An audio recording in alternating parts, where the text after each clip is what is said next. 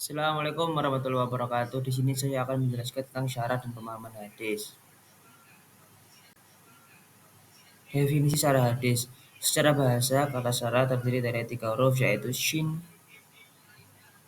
ro, dan haya.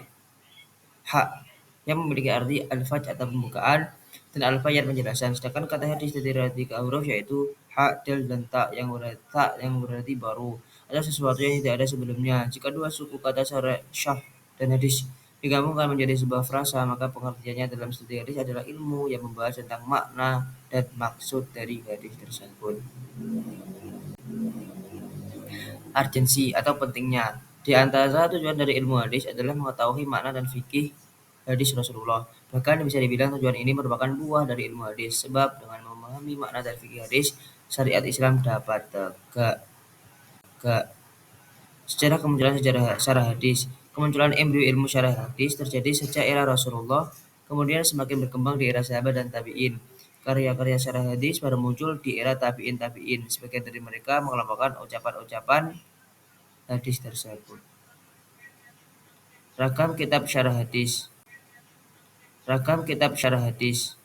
Ada beberapa kitab atau syarah hadis yang digunakan oleh rawi dalam mengajarnya syarah hadis. Maka pada bagian ini akan dijelaskan tentang ragam model penyerahan hadis, identifikasi model-model kitab syarah hadis yang dibutuhkan bagi para pengkaji hadis untuk melihat kecenderungan atau mengenali cara pensyarah menjelaskan kandungan dari hadis-hadis Rasulullah.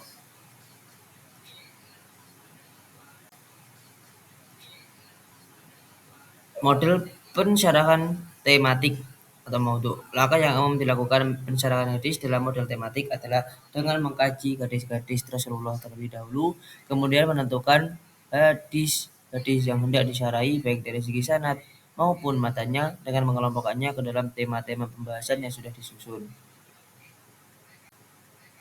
Yang kedua yaitu model pensyarahan objektif atau maudhi. Model pensyarahan ini memiliki karakteristik pada penyebutan kata qaulu, katanya, sehingga kemaslahatan hadis dari sumber yang diisyarahi. Kemudian selanjutnya yaitu model penyerahan campuran atau mijazi. Jenis metode penyerahan ini terlihat dari struktur pembahasan di dalamnya secara umum. Metode yang digunakan adalah ditulis dengan lengkap baik sanad maupun matanya, kemudian diikuti dengan penjelasan dari sanad dan matan hadis tersebut. Metode pemahaman hadis. Untuk memahami hadis Rasulullah SAW diperlukan metode yang tepat untuk menghindari kesalahan dalam menangkap pesan di dalamnya. Yusuf Al-Qadrimi dalam Kaifa Na'tamal Al-Sunnah Al-Nabawiyah menawarkan metode pemahaman hadis dengan memperhatikan sejumlah aspek, yaitu yang pertama yaitu ada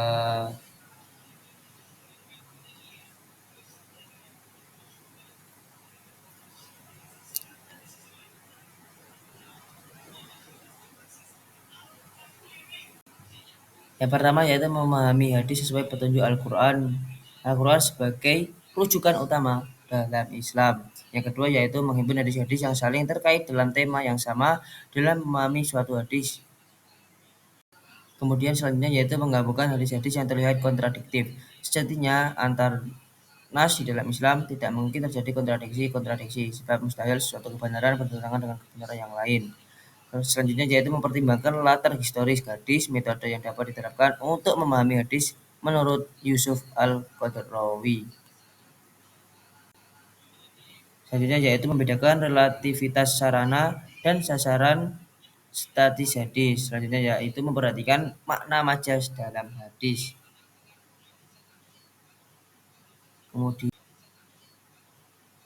Kemudian yaitu membedakan antara gaib dengan visible. Fondasi keyakinan dalam Islam adalah kepercayaan terhadap objek-objek yang tak kasat mata. Banyak sekali penjelasan-penjelasan baik dalam Al-Quran maupun hadis tentang objek ini, seperti tentang alam akhirat, malaikat, jin, surga, neraka, dan seterusnya. Selanjutnya yaitu memastikan makna dan konotasi kata dalam hadis. Aspek terakhir yang perlu mendapat perhatian dalam memahami hadis-hadis yaitu tentang konotasi kata, karena penting untuk memahami rawi adalah memahamkan makna dan konotasi kata-kata di dalamnya. Teknik pemahaman hadis. Dalam studi hadis dikenal Teknik pemahaman hadis. Dalam studi hadis dikenal teknik interpretasi yang secara umum disebut ilmu al-ma'ani.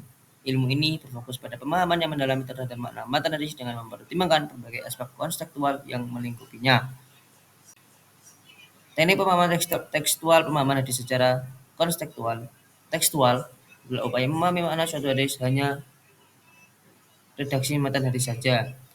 B. Teknik pemahaman tekstual pemahaman hadis secara tekstual adalah upaya memahami makna hadis dengan cara menemukan relasi yang terjalin antara teks matan hadis tersebut dengan teks-teks hadis yang lain, dengan khabar atau dengan ayat Al-Quran.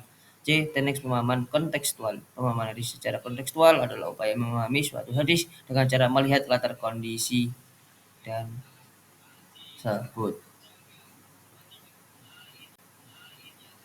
Prinsip memahami hadis, prinsip konfirmatif, yaitu mengkonfirmasi makna hadis dengan petunjuk Al-Quran, mengingat sumber prinsip hadis adalah Al-Quran dan hadis adalah bayan bagi Al-Quran.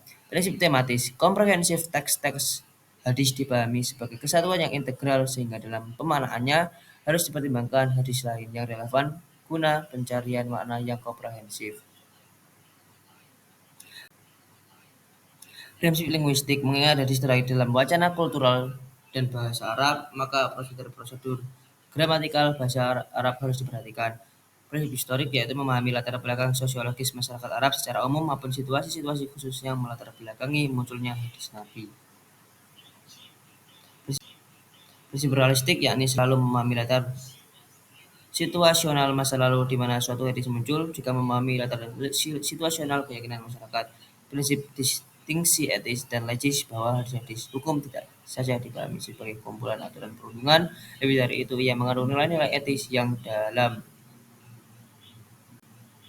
Prinsip memahami hadis terakhir yaitu prinsip instrumental dan intensional. Hadis Nabi di samping memiliki dimensi instrumental yang sifatnya temporal dan partikular, juga memiliki dimensi intensional yang sifatnya permanen dan universal. Dalam hal ini niscaya untuk mengetahui antara caranya yang ditempuh dengan tujuan asasi yang hendak diwujudkan oleh Rasulullah terkait dengan sabdanya.